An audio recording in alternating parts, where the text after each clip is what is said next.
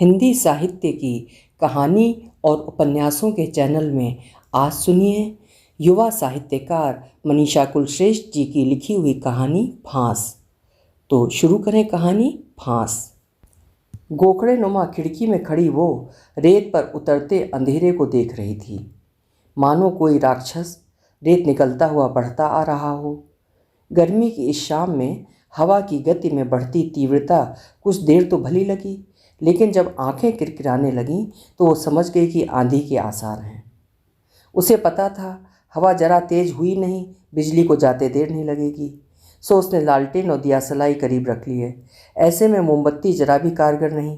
तमाम दरवाजे बंद कर लो, खिड़कियों को मूंद दो, उसमें अखबार फंसा दो। रेत और हवा अपने आने के लिए संद खोज ही लेती है। उसका ख्याल ठीक निकला, बिजली चली ही गई। हवा सचमुच बहुत तेज हो चली थी। दियासलाई जलाना कठिन हो रहा था। बड़ी मुश्किल से लालटेन जली। खिड़कियों के बंद पटों से रेत टकरा रही थी, सूखी मोटे कणों वाली रेत, एकदम बरसात की तरह। ऐसी आंधी और इससे जुड़ी आवाज़ें किसी अनिष्ट की आशंका क्यों जगाती हैं? खिड़कियों में बने घोंसले में बैठी चिड़ियाँ पंख फड़फड़ाने लगीं। खिड़कियों के पल्ले खुल चुके थे और खिड़कियों के सीखचों के बीच बामुश्किल अटके घोंसले तेज हवा से अब गिरे कि तब गिरे की हालत में थे। सब घोंसलों में चिड़ियों के अंडे बच्चे थे। उसे हैरानी हुई प्रकृति पर। वो सोच में पड़ गई, चिड़ियों के घोंसले बनाने का मौसम और तूफानों का मौसम एक ही क्यों होता है? डार्विन के सिद्धांत पर चिड़ियाँ अपने आप को परखती हैं क्या? हवा खाली कमरों में घुस आई थी। खिड़की दरवाजे खड़खड़ा रहे थे। आंधी के जोर से जीर्ण हवेली की पुरानी दीवारें कांपती सी महसूस हो रही थीं। वातावरण विचित्र ध्वनियों से गूंज उठा था। उसने आंखें मूंद लीं, मगर ये विकट ध्वनियाँ सुनकर उसका अवचेतन अपने आप ही अजीबोगरीब कल्पनाओं से उन ध्वनियों को जोड़ने लगा। उसे ऐसा क्यों लगने लगता था कि इस हवेली में कोई है जो युगों से यहाँ अकेला छूटा हुआ है और मर्मभेदी उच्छ्वास ले रहा है। अचानक टूटा उखड़ा फर्श कांप सा जाता तो उसे लगता है कि वही रेत लीलता हुआ अंधेरे का विशाल राक्षस भारी कदमों से दूसरी मंजिल के खाली कमरों में चल रहा है। कभी लगता कि कोई बराबर नीचे के बड़े फाटक की मोटी लोहे की सांकल खटखटाए जा रहा था और अब धैर्य छोड़ वो पूरी हवेली के चक्कर लगा रहा है। इन विचित्र आवाज़ों के शोर से वो घबरा कर उठ बैठी। अचानक उसे लगा कि उसके ऊपर से युग फरफराते हुए गुजरे चले जा रहे हैं और वो उस पुरानी हवेली में ऊपर से शांत और भीतर से डरी हुई बैठी है। न जाने कितने युगों के बीत जाने की प्रतीक्षा में है। कुछ तो था जो उसके अवचेतन की घुमड़न के लिए काफ़ी था। ऐसी तूफानी रातों के बाद की हर सुबह वो कालिमा की कोख से बाहर आती थी, अग्निशिखा सी तपती तमतमाती, मगर खुद के वजूद से बेखबर। फटी फटी आंखों से शून्य में घूरते हुए उस आत्मविस्मृत बूढ़े को देखती तो चुपचाप बुझ जाती। उस दिन सुबह भी अपनी चाय बनाते हुए उसे अपने इस जनक का ख्याल आ गया। रात उन्होंने कुछ नहीं खाया था, भूखे होंगे, चाय के साथ डबल रोटी दे देगी। रात की आंधी से पूरा घर अस्त व्यस्त पड़ा था। जहाँ देखो वहाँ रेत। पहले इत्मीनान से चाय पी ले, फिर सफाई करेगी। तब तक खेत से भूरिया भी आ जाएगा, सहायता हो जाएगी। वो चाय लेकर उनके कमरे में गई थी। वे वहाँ नहीं थे। कहाँ चले गए ऐसी हालत में? देखा तो वे आंगन में पड़ी खाट पर औंधे पड़े थे। रात की भीषण आंधी में ये यहाँ कैसे चले आए? रेत जमकर बरसी थी उनके ऊपर। कपड़ों में, खुले मुंह में, पलकों पर रेत ने उनका ताबूत ही बना डाला था।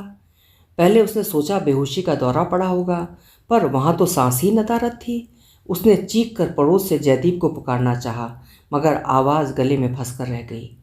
कुछ ही दिन पहले वो जीता जागता आत्मीय संबंध भी तो मर चुका था। वो किसे आवाज़ दे रही है? मन का काष्ठ में बदलना उसे साफ साफ महसूस हो रहा था। उसने गहरी सांस लेकर आने वाली आफतों के लिए खुद को तैयार किया। ठीक ही तो हुआ है, ये देह अपनी गजालतों से मुक्त हो गई। बहनों के घर फ़ोन करने, अर्थी के लिए बांस की खपच्चियाँ चीरने से लेकर बांधने तक, पड़ोस से प्रताप काका साहब और गुलाम मामा को बुलाकर ये सब कहने तक, काका बस जल्दी ही क्रियाक्रम कर दो, कोई आए भले ना आए। अब क्या बचा है इस देह में? वो जरा भी नहीं रोई थी। अब इस फांस ने उसे रुला दिया है। यूं चिनी जाती हैं गालियों में लकड़ियाँ, कोई रिश्ता उनके अख्तियार में नहीं रहता। कनिष्का उंगली में फांस गहरे धंसकर अब भूरी भी पड़ चुकी है। उस फांस को सहलाने से भी अब दर्द होता है, इसलिए अब इतनी देर बाद पीड़ा के अतिरेक से आंसू छलछला उठे हैं। गहरे धसी फांस के सूख जाने की वजह से, या इस सजी हुई अर्थी को सामने बैठकर एक जीवित, स्पंदित, चीखते चिल्लाते प्रलाप करते बेचैन प्राणी की निर्जीव देह से सहमकर, या एक समूचे रिश्ते की व्याख्या करने पर। ये देह जब जीती थी तो उसने उसकी ज़िंदगी के तमाम दरवाज़ों पर सांकलें लगा दी थीं। ये देह अब जब निर्जीव है तो भी अपने संग उन सांकलों पर लगे तालों की कुंजियां साथ ले गई है। आज तो उसे रास्ते के नाम पर सुरंगों का पता देता एक सुराख और उससे झड़ती पीली रोशनी भी नज़र नहीं आ रही। वो अर्थी के पास चुपचाप बैठी है। सामने रखी निर्जीव देह के प्रति उसके मन में कोई भाव नहीं उठ रहा है, न वितृष्णा, न शोक, न मोह। सच कुछ भी तो नहीं। वो चुपचाप उंगली में धसी सूखी हुई फांस को निकालने की कोशिश में एक यंत्र की तरह जुटी है। मस्तिष्क सुन्न होने के बावजूद नेपथ्य में पूर्ण सजग है। खोई हुई आवाज़ें गूंज रही हैं। उमा की माँ, इस छोरी से कह दो कि अब आंगन में नहाई तो टांगे तोड़ दूंगा। वो आंगन में रखे बड़े से कठौत में घुसकर उछलती कूदती पानी छलकाती हुई सहम गई है। अपने 2 छोटे अल्प विकसित स्तनों को अनायास तौलिया से ढक लिया है। बड़ी जीजियों की तरह ग्लान में डूबकर रह गया है नन्हा सा मन। सीने पर उगे वो 2 फूल उसे पिछवाड़े में उगी नागफनी पर साल में एक बार उगने वाले फूल जैसे लगने लगे थे। वो अपना शरीर देखती है। 11 साल की उम्र के बाद बाबूजी की टोक से मानो ठिठक कर वहीं विकसित होना रुक गए स्तन, होठों के ऊपर स्याह बालों की रेख, लड़कों की सी मजबूत काठी। पता है अंतु, तू जब हुई तो भाई साहब तमतमा कर घर से बाहर चले गए थे और हमारी माँ यानी तेरी दादी खूब पछाड़े मार कर रोई थी। चौथी बार भी लड़की, दाई को तो धकिया ही दिया था बिना कुछ दिए लिए। वैद्य जी ने तो लड़का होने की 500 रुपये की दवा दी थी, पर हो गई तू। तेरा नाम तेरी माँ ने अंतिमा रखा और तौबा कर ली। एक और आवाज़, वो भी तो जो उसके जहन में सिर झुकाए चुपचाप गुजर रही थी, जिसे वो चाहकर भी कायराना का विशेषण नहीं दे सकी। उस पर समाज की दुहाई और व्यवस्था की गर्द चिपकी थी। दुनिया जहान में रिश्ते के नाम पर चाहे छोटे छोटे अनदेखे कांटे लोग दिन रात निगलते हों, पर अंतिमा मेरी माँ कहती हैं, आँखों देखा मोटा कांटा नहीं निगला जा सकेगा। जीवन भर माँ तुम्हें हिकारत से देखे ये मैं नहीं चाहता, तुम भी नहीं चाहोगी। मैं हमेशा तुम्हारी परवाह करूँगा, जब भी पुकारोगी उपस्थित होऊंगा। पर बचपन में हमारी माँओं के खेल खेल में किए कौल करार को गंभीरता से मत लेना। सारी जीजियों का ब्याह हो गया था, मगर माँ उसके हिस्से के अपने सारे कौलो करार और हिसाब किताब अधूरे छोड़कर उस दुनिया में चली गई, तो वो भी मनहूस बनकर उस घर के भाग्य से चिपकी रही है। बुढ़ापे की औलाद में क्या लड़के ही प्यारे होते हैं। दुनिया जहान की उपेक्षिता वो अम्मा को बहुत प्यारी थी। वे दिन रात छाती से उसे चिपकाए घुमा करती थीं, बहुत बड़े होने तक, मगर उसके 14 साल के होते होते वे जाती रहीं। अपनी गिरती सेहत का इलाज वे नीम हकीमों के जरिए खुद कराती रहती। बाबूजी ने तो उसके पैदा होने के बाद अम्मा की तरफ मुड़कर कभी देखा नहीं।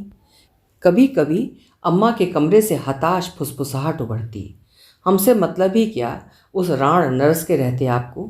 एक दिन हम पैर घिस घिस के मर जाएंगे, ब्याह लाना उसे ही। उत्तर में वही दहाड़, कल की मरती हो तो आज मर ले, तूने दिया ही क्या हमें 4 छोरियों के सिवा, 3 तो जस तस ब्याह दी। वे दांत किटकिटाते, अब ये चौथी, इसे तो मैं कुएं में ही फेंकाऊंगा। अब और कर्जा लेना मेरे बस का नहीं। अपने कमरे की तरफ जाते हुए ताव के साथ मुड़ते और लपक कर माँ के कंधे झकझोर कर कहते, और जिसे तू रांड कह रही है ना, तैने ही धर्म बहन बनाया था उसे, और उसी ने तीसरी के ब्याह में बिन ब्याज पैसा दिया था। हाँ जी हाँ, बिन ब्याज उसने तो हमारा वो सब कुछ गिरवी रखवा लिया है जिसे हम अपने जीते जी न छुड़ा पाए। माँ के जाने के बाद ये हवेली कितनी सूनी हो गई थी। शाम होते ही नीम पर बैठे कौओं का शोर इसे और मनहूस बना देता था। फिर रात के ढलते हुए सन्नाटे में मोर की पियाऊ पियाऊ उसके भीतर एक निर्वात को जन्म देती थी। उसके वजूद में भी जब सन्नाटा पसर जाता था, तब उसे इस हवेली के भरे पूरे जवान दिन याद आते, अपने बचपन के दिन। अम्मा, तीनों बड़ी बहनें और उनका लाड़, उनकी शानदार शादियाँ, हर तीज त्योहार उनका मायके आना, घर में उत्सव का माहौल आए दिन बना रहता था। पिता का व्यापार और सट्टा दोनों उरूज पर थे। याद आता फागुन में पकते गेहूं और जलते पलाशों का मौसम, पड़ोस की चाची के बेटे जयदीप के साथ बैलगाड़ियों के पीछे लटक कर उसके खेतों पर जाना, जंगल जलेबी के ऊंचे पेड़ों पर चढ़ जाना, बबूल पर लटके पूरे बने और अधबने बया के घोंसले उतार लाना, ड्रैगन फ्लाई की पूंछ में धागा बांधकर हेलीकॉप्टर बनाना। बचपन से ही उन दोनों को पता था उनकी माँओं के सखी भाव में किए गए करार के अनुसार बड़े होकर उन दोनों की शादी होना तय है। मगर उससे उनकी गाढ़ी दोस्ती पर कोई फर्क नहीं पड़ता था। वो निकर पहनकर जयदीप के साथ जमकर गिल्ली डंडा खेलती।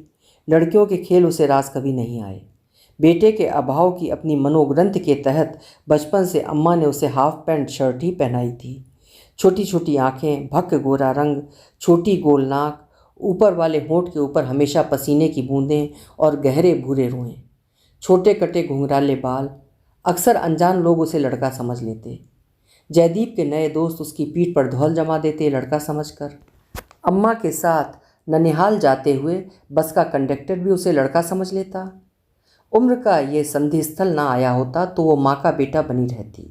5 दिन घर में बंद रहने के बाद वो छठे दिन चेहरे पर ढेर सारी अव्यक्त ग्लानि लिए छत पर गई थी। तब जयदीप हंसकर बोला था, तो जीजी की तरह तेरे भीतर भी अब कांच की गुड़िया रहने लगी है।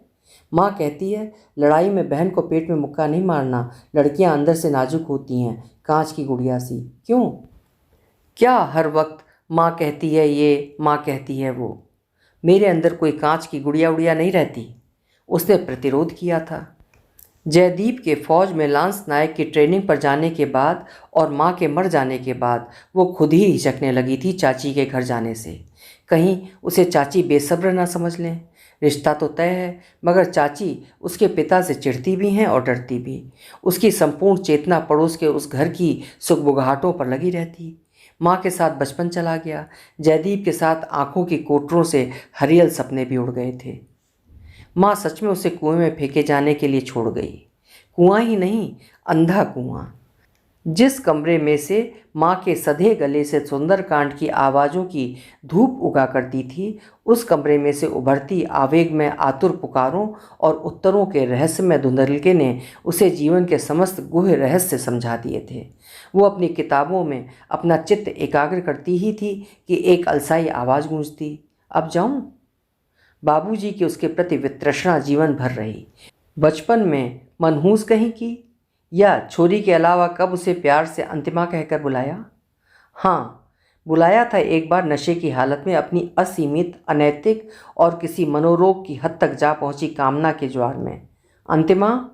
और फिर वितृष्णा का बचा खुचा हिस्सा उसके पाले में आ गिरा था। अब उसे करनी थी वितृष्णा अपने उस जनक से जीवन भर। किसी तरह उसने 11वीं पास कर ली थी।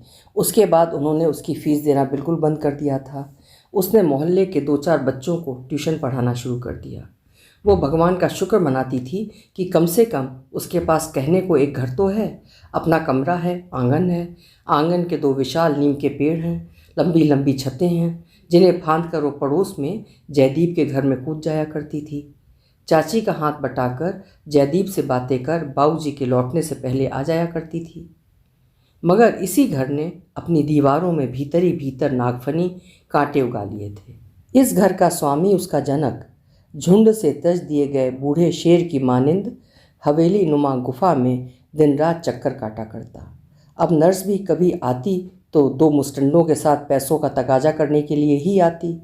उसे चुकाने के लिए उन्हें हवेली के पीछे के अहाते का बड़ा टुकड़ा बेच डालना पड़ा।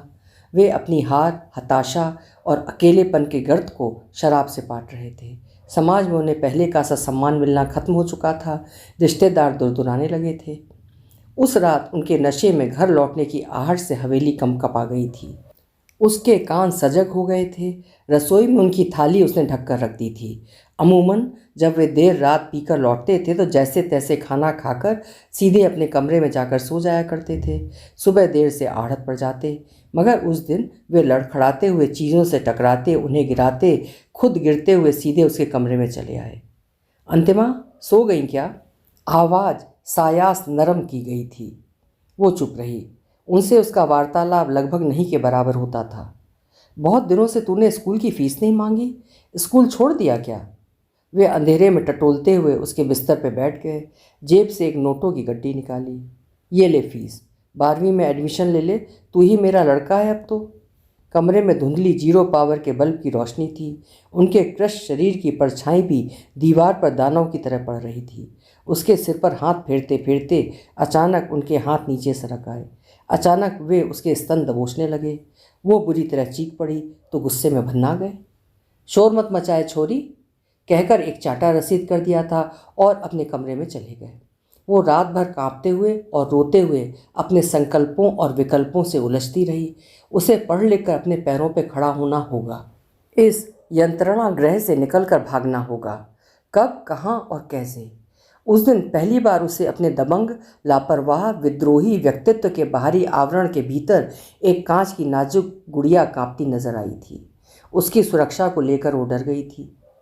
गलियों में आए दिन पुरुषों के स्वर में बकी जाने वाली गालियां उसके जहन में गूंज रही थीं। वे गालियां जिनका इस्तेमाल क्रोध में भी होता है, प्यार में भी। दो पुरुषों के शक्ति प्रदर्शन के बीच औरतों के जिस्म चिने जाते हैं, जिनमें चिने जाकर खून के रिश्तों का दम घुटा करता है। बहुत मुश्किल से संभाला था उसने अपनी टहनी की तरह टूट जाने वाली उस उम्र में स्वयं को। वो उठी तो नोटों की गड्डी जमीन पर गिर पड़ी थी। उसने चुपचाप से खाट की निवाड़ के नीचे उसे छुपा दिया। आखिर उसे एक दिन पास के शहर के नर्सिंग कॉलेज में दाखिला जो लेना है।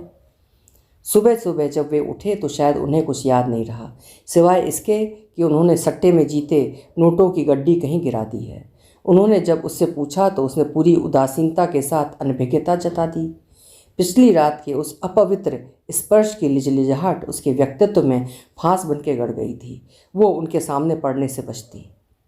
चित्त को झुलसाने वाली इस घटना के बाद उसने घबराकर जयदीप को पत्र लिखा था। 17 साल की लड़की की भोली भाली आशंका के तहत, या जाने उस पर अपने अखंड विश्वास के तहत। अब याद नहीं कि क्या लिखा था। पता नहीं वो अपने डर को पूरी तरह व्यक्त कर भी पाई थी कि नहीं, मगर उसका उत्तर जरूर आया था कि वो बेवजह डर गई है। कोई पिता इतना क्रूर कैसे हो सकता है? वो ट्रेनिंग के बाद सालाना छुट्टी पर आएगा, तब बात करेगा। वो उस साल नहीं आ सका। ट्रेनिंग के तुरंत बाद उसकी यूनिट की कश्मीर में तैनाती हो गई थी। इस बीच व्यक्तित्व की तमाम परतों के भीतर बहुत सहेज कर रखी वो कांच की गुड़िया टूट ही गई। उस दिन सियारों की हू से उसकी नींद खुली थी। अंधेरे में उसने देखा उसके सिरहाने कोई खड़ा है, लड़खड़ाते हुए, बनियान पहने मगर नीचे से पूरा नग्न। उसका सारा वजूद जैसे मनोबर्फ के नीचे दब गया था। उसे लगा सपना है, मगर लिजलिजे स्पर्शों ने जल्दी ही स्पष्ट कर दिया कि ये सपना नहीं था। गालियों में चिना हुआ एक खून का रिश्ता है जो तमाम सभ्य समाजों के पल में परखच्चे उड़ाकर उसे आदिम काल की गुफाओं में लिए जा रहा था। सभ्यता नंगी होकर उन गुफाओं में चीखती घूमती रही। कमज़ोर दिल, कमज़ोर लिवर वाले उसके लगभग ठठरी हो आए जन्मदाता में जाने किस दानों की ताकत आ गई थी कि उसका सोचा हुआ गलत साबित हुआ। उसने सोच रखा था कि अगली बार शराब के नशे में पिता ने ऐसी वैसी कोई हरकत की तो उसका सिर दीवार से फोड़ देगी। उसके पिता ने उसका सिर दीवार से दे मारा। अर्ध चेतना में जाने कब समाज और सभ्यताओं के कानों में बरसों से वो एक गाली जो गर्म शीशे सी गिरती थी, आज उसी सभ्यता की जांघों में वो लहू से लिख दी गई। जब चेतन हुई तो एक स्नायविक तबाही उसके भीतर मची थी। उसका अवचेतन झुलस गया था। उसके भीतर से झुलसती हुई झाड़ियों की सी तड़तड़ाहट आती रही। भारी वेदना चीख के कुएं के मुंह पर चट्टान की तरह पड़ी थी। चीख अंदर ही अंदर घुटती रही। निहत्ते शब्द हताशा में उलटकर उसका ही अंतस खरोंच देते। अपने ही घर में वो खुद को 7 तालों में रखती। रात को उठ उठकर कमरों की सिटकनी देखती कि लगी है कि नहीं। अगले साल की शुरुआत में जयदीप आया था। पड़ोस के घर की सुखबगाहटों ने उसके आने का पता दे दिया था। इस बार उसने दौड़ दौड़ कर लंबी छतें नहीं लांघी। वो घुटनों में सिर छुपाकर चेतनात्मक स्तर पर ना चाहकर भी अवचेतन के तल पर उतरकर बाहें फैलाकर उसी प्रतीक्षा में थी। वो आया, छत के रास्ते नहीं, हवेली के बड़े द्वार से, नीम के पीले पत्तों से अटे आंगन में, पत्तों पर चर्र मर्र करते हुए बड़े बड़े डग भरता हुआ। पिता से बिना डरे बिना हिचके एक औपचारिक अभिवादन के बाद सीधा वो उसके कमरे की सीढ़ियाँ चढ़ गया था। जब गया था तो किशोर सा लगता था, अब पुरुष बनकर लौटा है। चाल में फौज का सिपाही होने की पूरी ठसक आ गई है। उसके अंदर नमी की बाकी बची एक परत सिहर गई। वो चाह कर भी खुश नहीं हो सकी, ना हैरा कर फूट कर बिलख सकी। वेदना के पत्थर के नीचे उसकी चीख दम तोड़ चुकी थी। उसने बहुत कुरेदा, उसमें आए एक पथरीले बदलाव की वजह को तो उसके पास गाली में बिंधे उस रिश्ते के बयान के लिए शब्द थे ही नहीं। आंसू थे, पीड़ा थी, जख्म थे, उधड़ा हुआ अवचेतन था। इसके अलावा उसके पास कुछ भी नहीं था जिससे वो समझा पाती।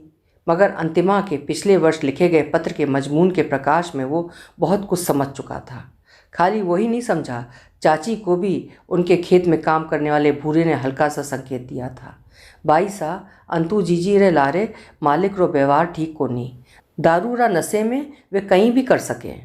वड़ा ने होश कोनी रहो है कि या बेटी है कि बहन। जयदीप के सामने ही जब चाची भूरे के मुंह से ये बात सुन रही थीं, तब वो अपने नाती को कांटे निकाल निकाल कर मछली खाना भी सिखा रही थीं। बेटा, बारीक कांटे तो रोटी के साथ चबा जा, पर बड़ा कांटा आंख से देखकर पहले ही निकाल कर बाहर रख दे। माँ की सीख पर नाती ने ही नहीं, बेटे ने भी अमल किया था। उसने अपने जीवन के 3 लंबे शून्य वर्षों के खालीपन को स्वीकार कर लिया था। यंत्रणा का हो कि सुख का सैलाब, जब गुजर जाता है तो पूरा का पूरा याद नहीं रहता, लेकिन टुकड़ा टुकड़ा वो जहन में जरूर बनता बिगड़ता रहता है, कैलाइडोस्कोप की तरह या फिर कोलाज की तरह। कई बार ये टुकड़े उड़ते चित्रों की तरह सपनों के चेहरों पर जा चिपकते हैं। कितनी ही बार वे घृणित दृश्य सपनों में टुकड़ों में बंटकर सपनों को गंदला जाते, एक दूसरे में गड्ढमड्ढ होते, मांसल भूरे वृत्त, त्रिकोण चतुर्भुजाकार, घूं घूं करके घूमती गुलाबी मज्जा की शंक्वाकार सुरंगों में भटकता उसका स्व, भूरी काली झिल्लियों में फंसी एक नन्ही चिड़िया के परों सी फड़फड़ाती उसकी आत्मा। कभी कभी एक सुर्ख अंगारा उसकी देह के उन्हीं अनभिज्ञ असावधान अजाने प्रदेशों पर भटकता हुआ उसकी चेतना को सुलगाता हुआ गुजर जाता। उसकी नींद खुलती जांघों के बीच एक से अंतरालों के बीच जल्दी जल्दी होने वाले संकोचनों से। वो समझ नहीं पाती कि ये डर के अतिरेक और आनंद युक्त तनाव का मिलाजुला कैसा चरम बिंदु है। ये क्या है? ऐसे पलों में उसे अपनी देह विलक्षण स्वरों में विलाप करती महसूस होती और अंततः वो अवसाद के बीचों बीच ग्लान के दीप पर स्वयं को पाती। उसकी गलती तो फिर रज्जुओं और मज्जा तक के भीतर छिपी ये ग्लानि कैसी? उस दिन भी तूफान के ऐसे ही आसार नजर आ रहे थे उसे, जब नीचे से कर्कश आवाज़ गूंजी थी, तूफान आने वाला है, नीचे उतर, आंगन में कुछ पड़ा हो तो उठा ले। वो नीचे उतरी थी। बाहर लाल मिर्च जो सूखने को डाली थी उठाकर उसने रसोई में रखी ही थी कि उसे पीछे से दबोच लिया गया। दांतों के बीच जीभ सा वो खुद को बहुत बचा कर रखती थी, मगर जरा सी असावधानी में जीभ कभी कट जाती तो कभी बच जाती। उसके पिछले घावों के खुरंठी अभी हरे ही थे। वो अपमान और पीड़ा दोनों की भयावह और घिनौनी कल्पना से सिहर गई। मन में छिपे क्रोध की एक चिंगारी सुलग कर पूरे वजूद को दावानल की तरह सुलगाने लगी।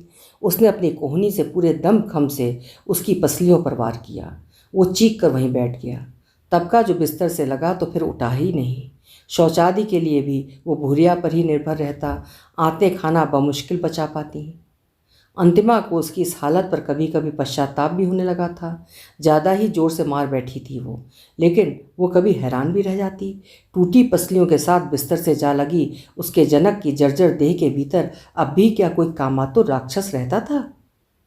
जब भी वो अपने कमरे से कॉलेज को जाने के लिए नीचे उतरती, आंगन में खाट पर बैठे हुए उस व्यक्ति के मुंह से लगातार मवाद की तरह गंदी गालियाँ टपकती। फटी फटी रहने लगी थी वे 2 जलती आंखें। उनमें उन्माद और ग्लानि दोनों झगड़ालू पड़ोसियों की तरह रहते। वे जब गालियां नहीं देते तो आंगन की दीवार से सिर फोड़ा करते या उसे दिखा दिखाकर अपनी चप्पलें अपने मुंह पर दनादन मारा करते। वो मुंह फेर कर घर से बाहर निकल जाती। कॉलेज जाने के लिए बस में बैठते ही इन गालियों से उपजी जुगुप्सा से एक उल्टी में सारा खाया पिया उलट जाता। वो उठते बैठते मनाती कि अब तो यह जीता जागता प्रेत अपनी समस्त मानसिक व शारीरिक यंत्रणाओं से मुक्त हो जाए। उसने उंगली की फांस को सहलाया। उसे लगा आंधी तूफान और रेत की झरझर बरसात के बीच कल रात के किसी पहर में चीखता चिल्लाता, फटी आंखों से शून्य में देखता, कभी खुद को कभी उसे कोसता अपनी चप्पलों से, कभी अपने को पीटता, कभी उस पर फेंक कर मारता एक जीवित प्रेत तो इस हवेलियों की दीवारों से मुक्त हो गया है, मगर एक दंश छोड़ गया है। अर्थी अब भी दालान में स्वजनों के इंतजार में सजी पड़ी है। लोग धीरे धीरे जुट रहे हैं। उमा जीजी पास के गांव में भी आई हैं, सो वे जल्दी चली आई हैं। अंदर बुआ सा को संभाल रही हैं। 4 छोरियों की जिम्मेदारी में खट के उम्र से पहले चला गया मेरा भाई। एक लड़के की आस इसके जी में रह गई। हाय, अब इसका श्राद्ध कौन करेगा? निर्बंसिया रह गया मेरा भाई। इसकी बनाई जायदाद को गिद्ध लूटेंगे। चुप रहो बुआ सा, यहाँ ये बातें मत करो, अंतिमा खींच कर चीख पड़ी। जीजा बाहर बैठक में आने जाने वालों को देख रहे हैं। बाबूजी के भाई और भतीजों का इंतज़ार है। शाम तक बाबूजी के भाई भतीजे नहीं आए तो उसने जीजा से अर्थी उठा देने को कहा। हाँ जल्दी है जीजा सा, मुझे जल्दी है। अंतिमा, क्रियाक्रम करने वाले तो वे ही हैं, इनके भतीजे। इनका क्रियाक्रम तो मैं करूँगी जीजा सा। क्या बकवास करती है अंतु, गाँव वाले क्या कहेंगे? तुम चुप रहो जीजी, मुझे परवाह नहीं किसी की। प्रताप चाचा और गुलाम मामा, उठाओ आप लोग अर्थी। आवाज़ में अजीब सी तलखी किसी और ने महसूस की हो कि नहीं, मगर स्वयं उस तलखी को महसूस कर रही थी। आंगन में धूप जब सिमटने लगी तो हवेली से अर्थी निकली। गली धूल के गुबार से धूसर पड़ी हुई थी। ढोर डंगर घर लौट रहे थे। मोहल्ले के पुरुष अपने अपने अंगोछे कंधे पर डालकर शव यात्रा में शामिल हो गए, कुछ पड़ोसी होने के नाते, कुछ कौतूहलवश। औरतें अपने घरों की खिड़कियों से घूंघटों में से ताक रही थीं उस कभी न देखे गए दृश्य को। राम नाम सत्य है कि हल्की हल्की उदास गूंज के साथ हल्का सलेटी सलवार कुर्ता पहने दुपट्टे को कमर पर बांधे अंतिमा अर्थी के आगे पानी भरी मटकी लेकर चल रही थी, जिसके तल में से बूंद बूंद जल टपक रहा था। रास्ते भर सारा गांव उसे हैरत से देखता रहा था।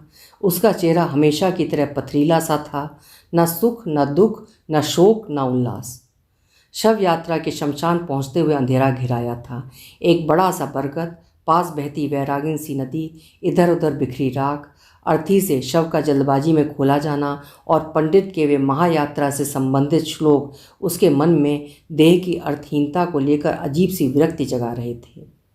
शुरू में पंडित एक लड़की से अंतिम संस्कार कराते हुए हिचक रहा था, मगर वो सारे संस्कार तटस्थता से निर्देशानुसार पूरे करती रही तो पंडित भी सहज हो गया। मुखाग्नि देने के 5 मिनट के भीतर शमशान के सन्नाटे में चिता तड़तड़ा कर जल उठी। कपाल क्रिया के ठीक पहले जीजा आगे बढ़े, ये सोचकर कि लड़की है कहीं डर ना जाए, मगर हाथ में लकड़ी थामे अंतिमा सोच रही थी, इस संस्कार का महत्व क्या होता होगा? क्या इससे मनुष्य के दिमाग में रहता काम, क्रोध, मोह का प्रेत मुक्त हो जाता होगा? विचारों की घनीभूत बवंडर की संभावना से घबराकर उसने कपाल पर एक भरपूर प्रहार किया। कपाल अस्थियों के टुकड़े बिखर गए थे। सुबह से उंगली में धंसी फांस को उसने सहलाया। अब वो वहाँ नहीं थी। अभी आप सुन रहे थे मनीषा कुलश्रेष्ठ जी की लिखी हुई कहानी फांस। कहानी आपको कैसी लगी मुझे कमेंट बॉक्स में ज़रूर लिखिएगा, मैं प्रतीक्षा करूँगी। ये कहानी सन 2008 में प्रकाशित हुई थी। कल मिलेंगे ऐसी ही किसी अद्वितीय कहानी के साथ। आपका समय शुभ हो।